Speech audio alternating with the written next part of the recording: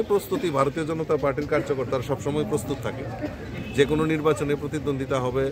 এবং এবার আমরা তো এটা চিন্তা করছি না কে জিতবে বিজেপি, কিন্তু আমাদের যে মূল লক্ষ্য, যে আমাদের দিল্লি থেকে বলা হয়েছিল আমাদের ভোট বৃদ্ধি করা 10%, কিন্তু আমি দিল্লিকে বড়াই করে বলতে পারি যে 3,349টা বুথ রয়েছে, 3,349টা বুথেই পদ্মফুল ফুটাবো, সেই চ্যালেঞ্জ নিয়ে ভারতীয় জনতা পার্টির সবাই কাজ করছে।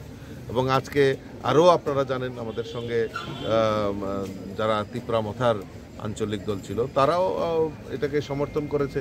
তো জনজাতিদের যে সমর্থন সেটা ভারতীয় জনতা পার্টিতে পূর্ণতা পাবে, এবং যেই লক্ষ্য নিয়ে ভারতীয় জনতা পার্টি কাজ করছে, আগামী দুটি আসনেই আমরা পদ্মফুল ফুটিয়ে বিজেপিকে, আমাদের মোদিজিকে উপহার দেব। পশ্চিমে বিপ্লব কুমার দেব, পূর্বে মানে কে হতে চলছে দেখবেন কালকে প্রশ্নের মধ্যে ক্লিয়ারিটি আসবে।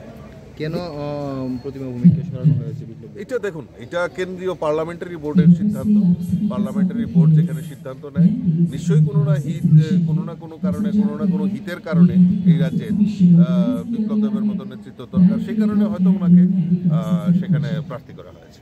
আমি ধন্যবাদ জানাই আমাদের মোদিজিকে ওনাকে প্রার্থী করা। একই সঙ্গে রামনগর বিধানসভা নির্বাচন হওয়ার কথা ছিল, সেক্ষেত্রে সেখানে আমরা প্রস্তুত আছি। আমাদের প্রার্থী আমাদের পার্লামেন্টারি বোর্ডে সেই আলোচনা হয়েছে, প্রার্থী মোটামুটি ঠিক হয়েছে।